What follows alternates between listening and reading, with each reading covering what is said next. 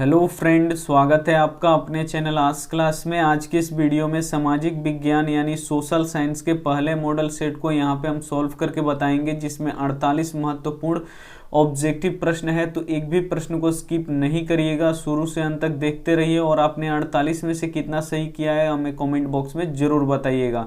अगर अभी तक आपने चैनल को सब्सक्राइब नहीं किया है तो सब्सक्राइब कर लीजिए और साथ में जो बेल आइकन आएगा उसको ऑल पे दबा दीजिएगा, ताकि जब भी हम कोई वीडियो अपलोड करें तो सबसे पहले नोटिफिकेशन आप तक पहुंचे। तो आइए शुरू करते हैं। यहाँ पे पहले नंबर प्रश्न से आप लोग क्या करते हैं कि शुरू के 1-2 प्रश्न देख के वीडियो छोड़ देते हैं, तो ऐसे मत कीजिएगा, जिससे आपको कोई भी फायदा होने वाला नहीं है। शुरू से अंत तक देखिएगा तो 48 प्रश्न देखिएगा, जिससे आपको 48 प्रश्न याद हो जाएगा। तो यहाँ पे देखिए पहला प्रश्न है, यूरोप का मरीज किसे कहा जाता है। काफी महत्वपूर्ण प्रश्न है। यहाँ पे पूछा गया है कि यूरोप का मरीज किसे कहा जाता है। ए ऑप्शन है तुर्की, बी ऑप्शन है इटली, सी ऑप्शन है इंग्लैंड, डी ऑप्शन है फ्रांस। तो यूरोप के मरीज किसे कहा जाता है, तो हम आपको कितनी बार बता चुके हैं। यूरोप के मरीज किसे कहा जाता है, तुर्की को, यानी यहाँ पे ए ऑप्शन क्या हो जाएगा, बिल्कुल सही हो जाएगा। आइए देखते हैं दूसरा प्रश्न।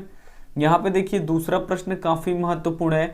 यंग इटली के स्थापना किसने की थी। यहाँ पे पूछा गया कि यंग इटली की स्थापना किसने किया था। ए ऑप्शन है मेजनी, बी ऑप्शन है काबूर, सी ऑप्शन है गैरीबाल्डी, डी ऑप्शन है बिस्मार्क।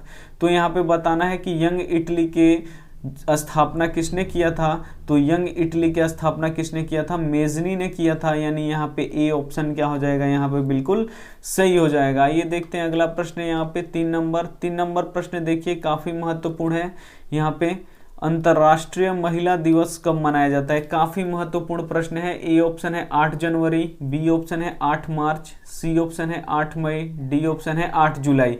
तो यहाँ पे पूछा गया है कि अंतर्राष्ट्रीय महिला दिवस कब मनाया जाता है। तो ये प्रश्न आपको याद रखना है। अंतर्राष्ट्रीय महिला दिवस 8 मार्च को मनाया जाता है, यानी यहाँ पे बी ऑप्शन क्या हो जाएगा, यहाँ पे बिल्कुल सही हो जाएगा। यहाँ पे देखिए 4 नंबर प्रश्न, अप्रैल थीसिस किसने लिखी। यहाँ पे जो अप्रैल थीसिस था वो किसने लिखा है।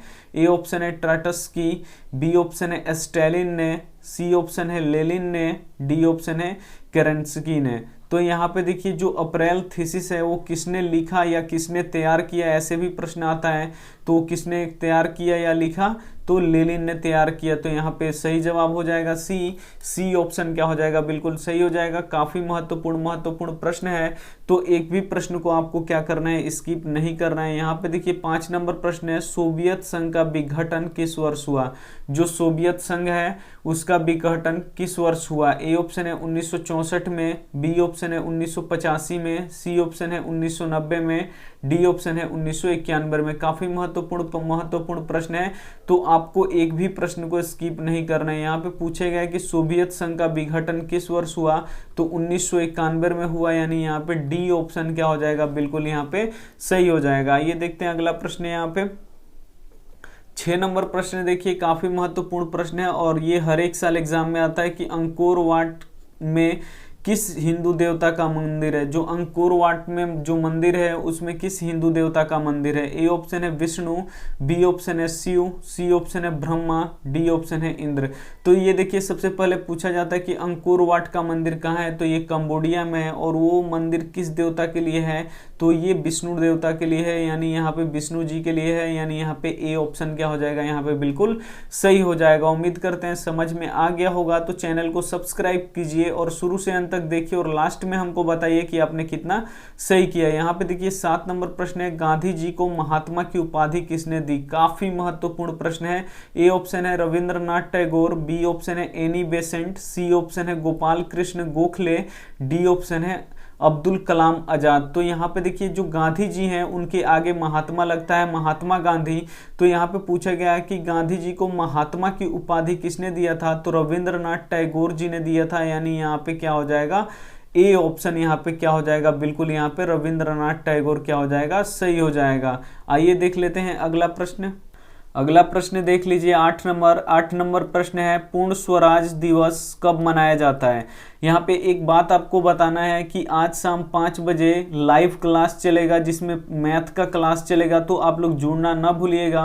कल थोड़ा सा नेटवर्क का इशू हो गया था तो लाइव नहीं हो पाया, लेकिन आज 5 बजे डेली 5 बजे लाइव क्लास चलता है, जिसमें सभी विषयों का ऑब्जेक्टिव प्रश्न बताया जाता है। तो आज मैथ होगा, तो आप लोग जरूर लाइव क्लास में जुड़िएगा। तो यहाँ पे देखिए 8 नंबर प्रश्न है कि पूर्ण स्वराज दिवस कब मनाया जाता है। ए ऑप्शन है 26 जनवरी 1930, बी ऑप्शन है 26 जनवरी 1931, सी ऑप्शन है 26 जनवरी 1949, डी ऑप्शन है 26 जनवरी 1950। काफी महत्वपूर्ण प्रश्न है कि पूर्ण स्वराज दिवस कब मनाया जाता है। तो 26 जनवरी 1930 को मनाया जाता है, यानी यहाँ पे ए ऑप्शन क्या हो जाएगा, बिल्कुल सही हो जाएगा। सभी महत्वपूर्ण प्रश्न है, अगर इसे आप लोग याद कर लेते हैं तो बोर्ड एग्जाम में आपको कोई भी दिक्कत नहीं होने वाली है। तो आप लोग इसे क्या कीजिए कि अगर आपको नहीं पता है इसका सवाल का जवाब, तो आप लोग क्या कीजिए, नोटबुक लेके साथ में बैठिए, उसे नोट भी करते चलिए। यहाँ पे देखिए 9 नंबर प्रश्न है कि हीराकुंड परियोजना है। यहाँ पे बताना है कि जो हीराकुंड परियोजना है वो किस नदी पे है। ये भी काफी महत्वपूर्ण प्रश्न है। ए ऑप्शन है महानदी पर, बी ऑप्शन है गोदावरी पर, सी ऑप्शन है कृष्णा नदी पर, डी ऑप्शन है चंबल नदी पर। तो यहाँ पे बताना है कि हीराकुंड परियोजना किस नदी पर है। तो हीराकुंड परियोजना महानदी पर है, यानी यहाँ पे ए ऑप्शन क्या हो जाएगा, यहाँ पे बिल्कुल सही हो जाएगा। ये देखते हैं अगला प्रश्न। यहाँ पे अगला प्रश्न 10 नंबर देखिए, काफी महत्वपूर्ण प्रश्न है और इसे हम कितनी बार आपको बता भी चुके हैं। गुरु गोविंद सिंह का जन्म किस नगर में हुआ। गुरु गोविंद सिंह जो 10वें गुरु थे सिख धर्म के, उनका जन्म आपको बताना है कि कहाँ पे हुआ था। ए ऑप्शन है अमृतसर, बी ऑप्शन है पटना, सी ऑप्शन है लाहौर, डी ऑप्शन है यहाँ पे इलाहाबाद। तो यहाँ पे देखिए जो गुरु गोविंद सिंह है वो सिख धर्म के 10वें और अंतिम गुरु हैं, जिनका जन्म कहाँ पे हुआ था, बिहार के पटना में हुआ था, यानी यहाँ पे बी ऑप्शन क्या हो जाएगा, बिल्कुल सही हो जाएगा। किसी प्रश्न में यहाँ पे पाटलिपुत्र भी देता है, तो पाटलिपुत्र का ही नया नाम पटना है, तो इससे आपको कंफ्यूजन नहीं होना है। आइए देखते हैं अगला प्रश्न। यहाँ पे अगला प्रश्न यहाँ पे देखिए काफी महत्वपूर्ण है, 11 नंबर, और ये पूछा गया प्रश्न है। यहाँ पे देखिए ईस्ट इंडिया कंपनी भारत से अफीम का निर्यात किस देश को करती थी। यहाँ पे जो ईस्ट इंडिया कंपनी थी वो भारत से अफीम का निर्यात किस देश में करती थी। ए ऑप्शन है अमेरिका को, बी ऑप्शन है चीन को, सी ऑप्शन है जापान को, डी ऑप्शन है अफगानिस्तान को। तो ईस्ट इंडिया कंपनी भारत से अफीम का निर्यात चीन को करती थी, यानी यहाँ पे बी ऑप्शन क्या हो जाएगा, बिल्कुल यहाँ पे सही हो जाएगा। उम्मीद करते हैं आपको समझ में आ रहा है, तो आप लोग लाइक का बटन भी दबाते चलिए। यहाँ पे देखिए 12 नंबर प्रश्न है, रूसो किस देश का दार्शनिक था। काफी महत्वपूर्ण प्रश्न है कि जो रूसो था वो किस देश का दार्शनिक था। ए ऑप्शन है फ्रांस, बी ऑप्शन है अमेरिका, सी ऑप्शन है रूस, डी ऑप्शन है इंग्लैंड। जो रूसो था वो किस देश का दार्शनिक था, तो ये फ्रांस का दार्शनिक था। तो काफी महत्वपूर्ण प्रश्न है आपके बोर्ड एग्जाम के लिए। तो यहाँ पे ए ऑप्शन क्या हो जाएगा, बिल्कुल सही हो जाएगा। हम आपसे बार बार यही बोल रहे हैं कि आप लोग शुरू के 2-4 प्रश्न देख के छोड़ देते हैं, आप लोग ऐसे ही देख के छोड़िएगा तो आपको कोई भी फायदा होने वाला नहीं है। 48 प्रश्न है, इसमें 48 देख लीजिए, 48 प्रश्न आपको यहीं पे आधा याद हो जाएगा। अगर जो भी नहीं होता है उसको आप लोग नोटबुक पे लिख के याद कर लीजिए। तो यहाँ पे देखिए 13 नंबर प्रश्न है, निम्नलिखित में कौन नवीकरणीय संसाधन है। नवीकरणीय संसाधन किसे कहा जाता है, जिसका एक बार पुनः उपयोग हो जाने के बाद भी उसे पुनः हम बना के फिर से उपयोग कर सकते हैं, उसे नवीकरणीय संसाधन कहते हैं। तो यहाँ पे देखिए पेट्रोलियम एक बार खत्म हो जाने के बाद इसे नहीं बनाया जा सकता, तो ये अनवीकरणीय हुआ। कोयला भी एक बार खत्म हो जाएगा तो इसे नहीं बनाया जा सकता, तो ये भी अनवीकरणीय। यहाँ पे जल देखिए, जल भी एक बार खत्म हो जाएगा तो फिर उतना जल नहीं बन पाएगा, यानी यहाँ पे ये भी अनवीकरणीय हो गया। यहाँ पे यहाँ पे जल बन जाएगा, यानी यहाँ पे नवीकरणीय संसाधन कौन है, यहाँ पे जल है। क्योंकि हाइड्रोजन और ऑक्सीजन, जब हम इसको हाइड्रोजन को 2 अणु और ऑक्सीजन के 1 अणु यहाँ पे मिला देंगे तो यहाँ पे H2O बन जाएगा, यानी यहाँ पे जल क्या हो जाएगा, बन जाएगा हमारा। लेकिन यहाँ पे देखिए लौह अयस्क है जो, तो लौह अयस्क एक बार यह अयस्क है खत्म हो जाएगा जमीन के अंदर से, तो फिर इसे हम लोग नहीं बना सकते। तो ये यहाँ पे देखिए पेट्रोलियम, कोयला और लौह अयस्क ये तीनों क्या है, अनवीकरणीय, लेकिन जल क्या है, ये नवीकरणीय है। तो आपको ये याद रखना है। आइए देखते हैं अगला प्रश्न। यहाँ पे 14 नंबर प्रश्न ये 2020 में बोर्ड एग्जाम में पूछ चुका है।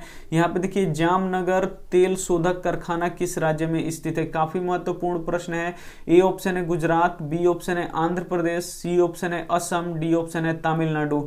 तो यहाँ पे देखिए जो जामनगर तेल शोधक कारखाना है वो कहाँ पे है, गुजरात में है, यानी यहाँ पे ए ऑप्शन क्या हो जाएगा, बिल्कुल सही हो जाएगा। आइए देखते हैं अगला प्रश्न। यहाँ पे अगला प्रश्न यहाँ पे 15 नंबर देखिए, काफी महत्वपूर्ण है। 15 नंबर प्रश्न है, तारापुर परमाणु विद्युत केंद्र है। जो तारापुर भारत का पहला परमाणु विद्युत केंद्र है, ये भी पूछता है कि भारत का कौन सा पहला परमाणु विद्युत केंद्र है, तो तारापुर है। तो ये बताना है कि जो तारापुर परमाणु विद्युत केंद्र है वो किस राज्य में स्थित है। ए ऑप्शन है गुजरात, बी ऑप्शन है महाराष्ट्र, सी ऑप्शन है तमिलनाडु, डी ऑप्शन है राजस्थान। तो तारापुर परमाणु विद्युत केंद्र कहाँ पे है, तो महाराष्ट्र में है, यानी यहाँ पे बी ऑप्शन क्या हो जाएगा, बिल्कुल यहाँ पे सही हो जाएगा। ये देखते हैं अगला प्रश्न यहाँ पे। अगला प्रश्न यहाँ पे 16 नंबर देखिए, काफी महत्वपूर्ण प्रश्न है। 16 नंबर, पर्यावरण संरक्षण हेतु पहला विश्व शिखर सम्मेलन कहाँ हुआ था। ये काफी महत्वपूर्ण है, ये प्रश्न आपको याद होना चाहिए। ए ऑप्शन है यहाँ पे स्टॉकहोम, बी ऑप्शन है मॉस्को, सी ऑप्शन है पेरिस, डी ऑप्शन है न्यूयॉर्क।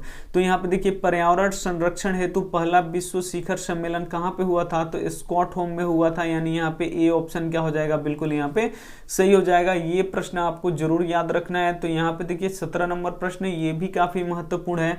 यहाँ पे देखिए 1992 ईस्वी में पृथ्वी सम्मेलन कहाँ पे हुआ था। ये तो काफी महत्वपूर्ण प्रश्न है, VVI प्रश्न है।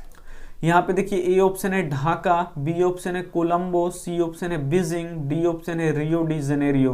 तो यहाँ पे देखिए 1992 में पृथ्वी सम्मेलन कहाँ पे हुआ था, तो रियो डी जेनेरियो में हुआ था, यानी यहाँ पे डी ऑप्शन क्या हो जाएगा, बिल्कुल सही हो जाएगा। आपको क्या करना है कि एक भी प्रश्न को स्किप नहीं करना है, एक भी प्रश्न को स्किप नहीं करना है, और लास्ट में आपका जितना भी सही होता है आप हमें कमेंट करके जरूर बताएंगे। आइए देखते हैं अगला प्रश्न, यहाँ पे 18 नंबर देख लीजिए। 18 नंबर प्रश्न देखिए, काफी महत्वपूर्ण है। ये प्रश्न भी हम कितनी बार आपको बता चुके हैं। भारत में कोयले का प्रमुख, यहाँ पे 12 नंबर प्रश्न, 18 नंबर प्रश्न है, भारत में कोयले का सर्व प्रमुख उत्पादक राज्य है, यानी सबसे ज्यादा यहाँ पे भारत में किस राज्य में कोयला होता है। ए ऑप्शन है उड़ीसा, बी ऑप्शन है झारखंड, सी ऑप्शन है पश्चिम बंगाल, डी ऑप्शन है छत्तीसगढ़। तो यहाँ पे बताना है कि भारत में कोयले का सर्व प्रमुख उत्पादक राज्य कौन सा है, तो झारखंड है, यानी यहाँ पे बी ऑप्शन क्या हो जाएगा, बिल्कुल यहाँ पे सही हो जाएगा। आइए देखते हैं 19 नंबर प्रश्न। 19 नंबर प्रश्न है, भारत में सर्व प्रमुख चावल का उत्पादक राज्य है। यहाँ पे बताना है कि भारत का कौन सा राज्य है जहाँ पे सबसे अधिक चावल का उत्पादन होता है। ए ऑप्शन है पश्चिम बंगाल, बी ऑप्शन है बिहार, सी ऑप्शन है उत्तर प्रदेश, डी ऑप्शन है केरल। तो यहाँ पे देखिए भारत में सर्व प्रमुख चावल का उत्पादक राज्य कौन सा है, तो ये पश्चिम बंगाल है। यहाँ पे सबसे ज्यादा चावल उत्पादित होता है, यानी यहाँ पे ए ऑप्शन क्या हो जाएगा, बिल्कुल सही हो जाएगा। आइए देख लेते हैं अगला प्रश्न। यहाँ पे अगला प्रश्न है, यहाँ पे देखिए 20 नंबर प्रश्न, भारत में रेडियो का पहला प्रसारण किस वर्ष हुआ था। यहाँ पे पूछा गया है कि भारत में रेडियो का पहला प्रसारण किस वर्ष हुआ था। ए ऑप्शन है 1923, बी ऑप्शन है 1930, सी ऑप्शन है 1933, डी ऑप्शन है 1935। तो यहाँ पे पूछा गया है कि भारत में रेडियो का प्रसारण किस वर्ष हुआ था सबसे पहले, तो ये 1923 में हुआ था, यानी यहाँ पे ए ऑप्शन क्या हो जाएगा, बिल्कुल सही हो जाएगा। काफी महत्वपूर्ण प्रश्न है। आइए देखते हैं अगला प्रश्न है। यहाँ पे अगला प्रश्न यहाँ पे देखिए 21 नंबर, भारत में हरित क्रांति की शुरुआत कब हुई थी। ए ऑप्शन है 1965, बी ऑप्शन है 1966, सी ऑप्शन है 1967 और डी ऑप्शन है यहाँ पे 1968। तो यहाँ पे बताना है कि भारत में हरित क्रांति शुरू हुई, यानी भारत में हरित क्रांति कब शुरू हुई।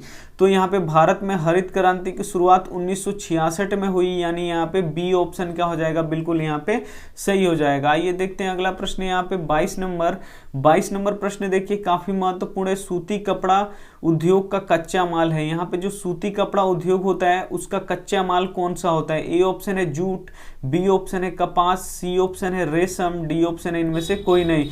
तो यहाँ पे बताना है कि सूती कपड़ा उद्योग का कच्चा माल कौन सा है, तो ये कपास है, यानी यहाँ पे बी ऑप्शन क्या हो जाएगा, बिल्कुल सही हो जाएगा। ये देखते हैं अगला प्रश्न यहाँ पे 23 नंबर प्रश्न देखिए। 23 नंबर प्रश्न आपके स्क्रीन पे है, रेशमी वस्त्र का उत्पादन का प्रमुख केंद्र है। यहाँ पे बताना है कि जो रेशमी वस्त्र होता है उसके उत्पादन का प्रमुख केंद्र कौन सा है। ए ऑप्शन है लखनऊ, बी ऑप्शन है पटना, सी ऑप्शन है कानपुर, डी ऑप्शन है भागलपुर। तो रेशमी वस्त्र का उत्पादन का प्रमुख केंद्र कौन सा है, तो पटना है, यानी यहाँ पे बी ऑप्शन क्या हो जाएगा, बिल्कुल यहाँ पे सही हो जाएगा। आइए देखते हैं अगला प्रश्न यहाँ पे 24 नंबर प्रश्न देखिए, काफी महत्वपूर्ण है। उर्वरक कारखाना अवस्थित है। जो उर्वरक कारखाना है वो कहाँ पे स्थित है बताना है। ए ऑप्शन है बरौनी में, बी ऑप्शन है बांका में, सी ऑप्शन है भगवानपुर में, डी ऑप्शन है बगहा में। काफी महत्वपूर्ण प्रश्न है और ये प्रश्न हम आपको बता भी चुके हैं। उर्वरक कारखाना कहाँ पे अवस्थित है, तो ये बरौनी में स्थित है, यानी यहाँ पे ए ऑप्शन क्या हो जाएगा, बिल्कुल यहाँ पे सही हो जाएगा। आइए देखते हैं अगला प्रश्न, 25 नंबर प्रश्न काफी महत्वपूर्ण है। रंग भेद की नीति के विरुद्ध आवाज किसने उठाई थी? जो रंग भेद, गोरे काले का जो रंग भेद है उसके विरुद्ध आवाज सबसे पहले किसने उठाई थी? ए ऑप्शन है George W Bush, B option है Martin Luther King, C option है जॉर्ज वाशिंगटन, डी ऑप्शन है अब्राहम लिंकन। तो यहाँ पे देखिए रंग भेद की नीति के विरुद्ध आवाज सबसे पहले किसने उठाया था? तो मार्टिन लूथर किंग ने उठाया था, यानी यहाँ पे बी ऑप्शन क्या हो जाएगा, बिल्कुल यहाँ पे सही हो जाएगा। आइए देखते हैं अगला प्रश्न। यहाँ पे अगला प्रश्न 26 नंबर देखिए काफी महत्वपूर्ण है। धर्म को समुदाय का मुख्य आधार मानने वाले व्यक्ति को क्या कहा जाता है? ए ऑप्शन है जातिवाद, बी ऑप्शन है सांप्रदायिक, सी ऑप्शन है धर्मनिरपेक्ष, डी ऑप्शन है आदर्शवादी। तो यहाँ पे बताना है कि धर्म को समुदाय का मुख्य आधार मानने वाले व्यक्ति को यहाँ पे क्या कहा जाता है? तो सांप्रदायिक माना जाता है, यानी यहाँ पे बी ऑप्शन क्या हो जाएगा, बिल्कुल यहाँ पे सही हो जाएगा। ये देखते हैं अगला प्रश्न यहाँ पे 27 नंबर प्रश्न देखिए काफी महत्वपूर्ण है। भारत में राष्ट्रीय महिला आयोग अधिनियम कब बना था? यहाँ पे बताना है कि भारत में राष्ट्रीय महिला आयोग अधिनियम कब बना था? ए ऑप्शन है 1960, बी ऑप्शन है 1972, सी ऑप्शन है 1982, डी ऑप्शन है 1990। तो यहाँ पे बताना है कि भारत में राष्ट्रीय महिला आयोग अधिनियम कब बना था? तो ये 1990 में बना था, यानी यहाँ पे डी ऑप्शन क्या हो जाएगा, बिल्कुल यहाँ पे सही हो जाएगा। काफी महत्वपूर्ण प्रश्न है। यहाँ पे देखिए 28 नंबर प्रश्न, ये काफी महत्वपूर्ण प्रश्न है, ये आपको याद होना चाहिए डेट। यहाँ पे देखिए भारत में संविधान सभा का गठन कब हुआ था? जो भारत में जब संविधान बनना था तो उसका गठन कब हुआ था? ए ऑप्शन है 1946, बी ऑप्शन है 1947, सी ऑप्शन है 1948, डी ऑप्शन है 1949। तो भारत में संविधान सभा का गठन कब हुआ था? तो 1946 में हुआ था, यानी यहाँ पे ए ऑप्शन क्या हो जाएगा, बिल्कुल यहाँ पे सही हो जाएगा। ये देखते हैं अगला प्रश्न यहाँ पे 29 नंबर देखिए, तेलंगाना राज्य का गठन कब हुआ था? जो तेलंगाना राज्य अभी नया भारत का राज्य बना है, उसका तेलंगाना राज्य का गठन कब हुआ? ए ऑप्शन है 2 जून 2014, बी ऑप्शन है 2 जून 2015, सी ऑप्शन है 2 जून 2016, यहाँ पे डी ऑप्शन है 2 जून 2017। तो तेलंगाना राज्य का गठन कब हुआ था? तो 2 जून 2014 को हुआ था, यानी यहाँ पे क्या हो जाएगा, ए ऑप्शन क्या हो जाएगा, बिल्कुल यहाँ पे सही हो जाएगा। उम्मीद करते हैं आपको समझ में आ रहा होगा। आप लोग एक भी प्रश्न स्किप मत कीजिए, शुरू में लास्ट तक देखिए और जितना आपसे बने आप हमें कमेंट करके जरूर बताइए। यहाँ पे 30 नंबर प्रश्न देखिए, चिपको आंदोलन की शुरुआत किस राज्य से हुई? काफी महत्वपूर्ण प्रश्न है कि जो चिपको आंदोलन हुआ था उसका शुरुआत किस राज्य से हुआ था? ए ऑप्शन है गुजरात, बी ऑप्शन है झारखंड, सी ऑप्शन है उत्तराखंड, डी ऑप्शन है यहाँ पे राजस्थान। तो चिपको आंदोलन की शुरुआत किस राज्य से हुआ था? तो उत्तराखंड से हुआ था, यानी यहाँ पे सी ऑप्शन क्या हो जाएगा, बिल्कुल यहाँ पे सही हो जाएगा। ये देखते हैं अगला प्रश्न यहाँ पे 31 नंबर प्रश्न देखिए, लोकतंत्र का प्राण किसे कहा जाता है? यहाँ पे बोला गया है कि लोकतंत्र का प्राण किसे कहा जाता है? ए ऑप्शन है राजनीतिक दल को, बी ऑप्शन है सामाजिक दल को, सी ऑप्शन है धार्मिक दल को, डी ऑप्शन है नागरिक संगठन को। तो यहाँ पे बताना है कि लोकतंत्र का प्राण किसे कहा जाता है? तो लोकतंत्र का प्राण राजनीतिक दल को कहा जाता है, यानी यहाँ पे ए ऑप्शन क्या हो जाएगा, बिल्कुल यहाँ पे सही हो जाएगा। ये देखते हैं अगला प्रश्न यहाँ पे देखिए 32 नंबर प्रश्न है, निम्नलिखित में से कौन एक राष्ट्रीय दल है? यहाँ पे बताना है कि कौन एक राष्ट्रीय दल है। ए ऑप्शन है Janata Dal United, B option है डीएमके, सी ऑप्शन है Bharatiya Janata party, D option है लोक जनशक्ति पार्टी। तो यहाँ पे देखिए निम्नलिखित में से कौन राष्ट्रीय दल है? तो यहाँ पे जो भारतीय जनता पार्टी है वो राष्ट्रीय दल है, यानी यहाँ पे सी ऑप्शन क्या हो जाएगा, बिल्कुल अभी सही हो जाएगा। ये देखते हैं अगला प्रश्न यहाँ पे 33 नंबर प्रश्न देखिए काफी महत्वपूर्ण है, भारत में लोकतंत्र की क्या चुनौती है? यहाँ पे बताना है कि भारत में लोकतंत्र की क्या चुनौती है। ए ऑप्शन है जातिवाद, बी ऑप्शन है आतंकवाद, सी ऑप्शन है परिवारवाद, डी ऑप्शन है इनमें से सभी। तो भारत में लोकतंत्र की चुनौती क्या है? जातिवाद भी है, आतंकवाद भी है और परिवारवाद भी है, यानी यहाँ पे डी ऑप्शन क्या हो जाएगा, बिल्कुल यहाँ पे सही हो जाएगा, यहाँ पे डी ऑप्शन। आइए देखते हैं अगला प्रश्न यहाँ पे 34 नंबर प्रश्न देखिए काफी महत्वपूर्ण है, किसने कहा लोकतंत्र जनता के द्वारा जनता के लिए शासन है? ए ऑप्शन है अरस्तु, बी ऑप्शन है रूसो, सी ऑप्शन है अब्राहम लिंकन, डी ऑप्शन है ग्रीन। तो यहाँ पे देखिए किसने कहा था लोकतंत्र जनता का, जनता द्वारा तथा जनता के लिए शासन है, तो ये किसने कहा था, अब्राहम लिंकन ने कहा था, यानी यहाँ पे सी ऑप्शन क्या हो जाएगा, बिल्कुल यहाँ पे सही हो जाएगा। ये देखते हैं अगला प्रश्न यहाँ पे 35 नंबर प्रश्न यहाँ पे देखिए, निम्नांकित में कौन सा कदम लोकतंत्र सुधार का सूचक है। ए ऑप्शन है अशिक्षा, बी ऑप्शन है पंचायती राज, सी ऑप्शन है सामाजिक असमानता, डी ऑप्शन है इनमें से कोई नहीं। तो यहाँ पे पूछा गया कि निम्नांकित में कौन सा कदम लोकतंत्र सुधार का सूचक है, तो जो पंचायती राज है वो सुधार का सूचक है, यानी यहाँ पे बी ऑप्शन क्या हो जाएगा, बिल्कुल यहाँ पे सही हो जाएगा। आइए देखते हैं अगला प्रश्न यहाँ पे 36 नंबर प्रश्न है, भारत के योजना आयोग के अध्यक्ष कौन होते हैं। जो भारत में योजना आयोग चलता है उसके अध्यक्ष कौन होते हैं। ए ऑप्शन है राष्ट्रपति, बी ऑप्शन है उपराष्ट्रपति, सी ऑप्शन है प्रधानमंत्री, डी ऑप्शन है इनमें से कोई नहीं। तो भारत के योजना आयोग के अध्यक्ष कौन है होते हैं, तो ये प्रधानमंत्री होते हैं, यानी यहाँ पे सी ऑप्शन क्या हो जाएगा, यहाँ पे बिल्कुल सही हो जाएगा। और ये काफी महत्वपूर्ण प्रश्न है, तो इसको आपको याद रखना है। आइए देखते हैं अगला प्रश्न यहाँ पे 37 नंबर प्रश्न है, भारत में प्रथम पंचवर्षीय योजना की शुरुआत कब हुई। ए ऑप्शन है 1950, बी ऑप्शन है 1951, सी ऑप्शन है 1952, डी ऑप्शन है 1953। तो यहाँ आपको बताना है कि भारत में, यहाँ पे बताना है कि भारत में प्रथम पंचवर्षीय योजना की शुरुआत कब हुआ था। तो यहाँ पे भारत में प्रथम पंचवर्षीय योजना का शुरुआत 1951 से हुआ था, शुरू हो गया था, यानी यहाँ पे बी ऑप्शन क्या हो जाएगा, यहाँ पे बिल्कुल सही हो जाएगा। ये देखते हैं अगला प्रश्न यहाँ पे। अगला प्रश्न हम काफी बार आपको बता चुके हैं, बिहार में किस जिले का प्रति व्यक्ति आय सबसे कम है। यहाँ पे बताना है कि बिहार में किस जिले का प्रति व्यक्ति आय सबसे कम है। ए ऑप्शन है मुजफ्फरपुर, बी ऑप्शन है दरभंगा, सी ऑप्शन है गया, डी ऑप्शन है शिवहर। तो यहाँ पे बताना है कि बिहार में किस जिले का प्रति व्यक्ति आय सबसे कम है, तो जो शिवहर जिला है उसका प्रति व्यक्ति आय सबसे कम है, यानी यहाँ पे डी ऑप्शन क्या हो जाएगा, बिल्कुल सही हो जाएगा। अगर ये भी प्रश्न पूछ दे कि बिहार में किस जिले का प्रति व्यक्ति आय सबसे अधिक है, तो वो पटना का है। आइए देखते हैं अगला प्रश्न यहाँ पे 39 नंबर प्रश्न है, आधुनिक युग की प्रगति का श्रेय मुद्रा को ही यह कथन किसने कहा था। ए ऑप्शन है ट्रेटस्कट, यहाँ पे बी ऑप्शन है मार्शल, सी ऑप्शन है यहाँ पे क्राउथर, डी ऑप्शन है इनमें से कोई नहीं। तो यहाँ पे देखिए आधुनिक युग की प्रगति का श्रेय मुद्रा है, यह कथन किसने कहा था, तो मार्शल ने कहा था, यानी यहाँ पे बी ऑप्शन क्या हो जाएगा, बिल्कुल यहाँ पे सही हो जाएगा। ये देखते हैं अगला प्रश्न यहाँ पे। अगला प्रश्न देखिए 40 नंबर, काफी महत्वपूर्ण है, बांग्लादेश की मुद्रा का नाम क्या है।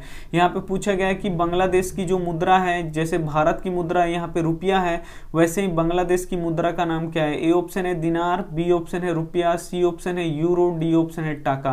तो यहाँ पे देखिए बांग्लादेश की जो मुद्रा है उसका नाम क्या है, तो यहाँ पे वो टाका चलता है, यानी यहाँ पे क्या हो जाएगा, डी ऑप्शन क्या हो जाएगा, बिल्कुल यहाँ पे सही हो जाएगा। ये देखते हैं अगला प्रश्न यहाँ पे 41 नंबर प्रश्न यहाँ पे देखिए, भारत में सहकारिता आंदोलन कब प्रारंभ हुआ। ए ऑप्शन है 1900, बी ऑप्शन है 1902, सी ऑप्शन है 1904, डी ऑप्शन है 1905। तो यहाँ पे 41 नंबर प्रश्न है कि भारत में सहकारिता आंदोलन का प्रारंभ कब हुआ, तो ये हुआ 1904 में, यानी यहाँ पे सी ऑप्शन क्या हो जाएगा, यहाँ पे बिल्कुल सही हो जाएगा। आइए देखते हैं अगला प्रश्न यहाँ पे 42 नंबर प्रश्न देखिए, काफी महत्वपूर्ण है, भारत में कितने राष्ट्रीयकृत बैंक है। जो अभी भारत में कितने राष्ट्रीयकृत बैंक है। ए ऑप्शन है 15, बी ऑप्शन है 19, सी ऑप्शन है 21, डी ऑप्शन है 25। तो भारत में कुल कितने राष्ट्रीयकृत अभी के समय में राष्ट्रीयकृत बैंक है, तो वो 19 है, यानी यहाँ पे बी ऑप्शन क्या हो जाएगा, बिल्कुल सही हो जाएगा। आइए देखते हैं अगला प्रश्न 43 नंबर प्रश्न है, मानव की न्यूनतम आवश्यकता क्या है। जो मानव है उसके लिए न्यूनतम आवश्यकता क्या है। ए ऑप्शन है रोटी कपड़ा मकान, बी ऑप्शन है रोटी फल सब्जी, सी ऑप्शन है कपड़ा रोटी सब्जी, डी ऑप्शन है तेल। तो यहाँ पे देखिए मानव की न्यूनतम आवश्यकता क्या है, तो रोटी कपड़ा और मकान है, यानी यहाँ पे ए ऑप्शन क्या हो जाएगा, बिल्कुल यहाँ पे सही हो जाएगा। आइए देखते हैं अगला प्रश्न यहाँ पे 44 नंबर प्रश्न देखिए, काफी महत्वपूर्ण है, इनमें से कौन पूर्णतः सरकारी सेवा है। यहाँ पे बताना है कि इसमें से कौन पूर्णतः सरकारी सेवा है। यहाँ पे देखिए ए ऑप्शन है स्वास्थ्य सेवा, तो स्वास्थ्य सेवा यहाँ पे देखिए सरकारी भी होता है प्राइवेट भी होता है, तो ये नहीं होगा, यहाँ पे पूर्णतः बोला है, यानी पूर्ण रूप से बोला है। यहाँ पे देखिए शिक्षा सेवा, यानी सरकारी स्कूल भी होता है प्राइवेट स्कूल भी होता है, तो ये भी नहीं होगा। वायुयान सेवा, तो यहाँ पे देखिए वो भी सरकारी प्राइवेट दोनों होता है, तो ये नहीं होगा। जो सैन्य सेवा होता है वो बिल्कुल सरकारी होता है, यानी पूर्ण रूप से सरकारी सरकारी सेवा है, यानी यहाँ पे सी ऑप्शन क्या हो जाएगा, बिल्कुल यहाँ पे सही हो जाएगा। आइए देखते हैं यहाँ पे 45 नंबर प्रश्न काफी महत्वपूर्ण है। यहाँ पे भारत सरकार ने सूचना का अधिकार अधिनियम कब पारित किया? ए ऑप्शन है 2005, बी ऑप्शन है 2006, सी ऑप्शन है 2007, डी ऑप्शन है 2008। तो यहाँ पे बताना है कि भारत ने सूचना का अधिकार अधिनियम कब पारित किया, तो ये 2005 में किया, यानी यहाँ पे ए ऑप्शन क्या है, बिल्कुल यहाँ पे सही हो जाएगा। ये देखते हैं अगला प्रश्न यहाँ पे 46 नंबर प्रश्न देखिए, सुनामी शब्द किस भाषा से लिया गया है? ये भी प्रश्न हम काफी बार आपको बता चुके हैं। ए ऑप्शन है स्पेनिश, बी ऑप्शन है इंग्लिश, सी ऑप्शन है चाइनीज, डी ऑप्शन है जापानीज। तो यहाँ पे बताना है कि जो सुनामी शब्द है वो किस भाषा से लिया गया है, तो ये एक जापानी भाषा है, यहीं से लिया गया है, यानी यहाँ पे डी ऑप्शन क्या हो जाएगा, बिल्कुल यहाँ पे सही हो जाएगा। ये देखते हैं 47 नंबर प्रश्न। 47 नंबर प्रश्न देखिए काफी महत्वपूर्ण है। निम्नलिखित में से कौन प्राकृतिक आपदा है? ए ऑप्शन है बम विस्फोट, तो ये मानवकृत आपदा है, ये नहीं होगा। यहाँ पे भूकंप देखिए, ये एक प्राकृतिक आपदा है, यानी यहाँ पे बी ऑप्शन क्या हो जाएगा, बिल्कुल सही हो जाएगा। युद्ध क्या है, मानव निर्मित है, और बम विस्फोट भी क्या है, मानव निर्मित है, और रासायनिक दुर्घटना भी मानव निर्मित है। तो यहाँ पे पूछा गया है कि कौन प्राकृतिक आपदा है, तो जो भूकंप है वो प्राकृतिक आपदा है, यानी यहाँ पे बी ऑप्शन क्या हो जाएगा, बिल्कुल सही हो जाएगा। ये रहा हम लोग का आज का अंतिम प्रश्न। यहाँ पे देखिए 48 नंबर प्रश्न है, मलबे के नीचे दबे हुए लोगों का पता लगाने के लिए किस यंत्र की मदद ली जाती है? ए ऑप्शन है हेलीकॉप्टर, बी ऑप्शन है दूरबीन, सी ऑप्शन है इंफ्रारेड कैमरा, डी ऑप्शन है टेलीस्कोप। जो मलबे के नीचे अगर भूकंप आता है, वहां पे मकान गिर जाता है और कितने लोग मलबे में दब जाते हैं, उनका पता कैसे लगाया जाता है, किस यंत्र के द्वारा लगाया जाता है, तो वो इंफ्रारेड कैमरा के द्वारा लगाया जाता है, यानी यहाँ पे सी ऑप्शन क्या हो जाएगा, बिल्कुल यहाँ पे सही हो जाएगा। ये था हमारा 48 महत्वपूर्ण प्रश्न। तो आपको बताना है लास्ट में कि 48 में से आपने कितना सही किया। यहाँ पे अगर अभी तक आपने वीडियो को लाइक नहीं किया है, कम से कम 100 लाइक कर दीजिए, और चैनल को आपने सब्सक्राइब नहीं किया है तो यहाँ पे सब्सक्राइब कर लीजिए, और जो बेल आइकन आएगा उसको ऑल पे दबाइएगा, और ऐसे तीर का निशान बना होगा तो आप लोग शेयर अपने दोस्त के पास जरूर कीजिएगा। Thank you for watching, last तक देखने के लिए। मिलते हैं अगली वीडियो में, तब तक अपना ध्यान रखिए। Take care, bye.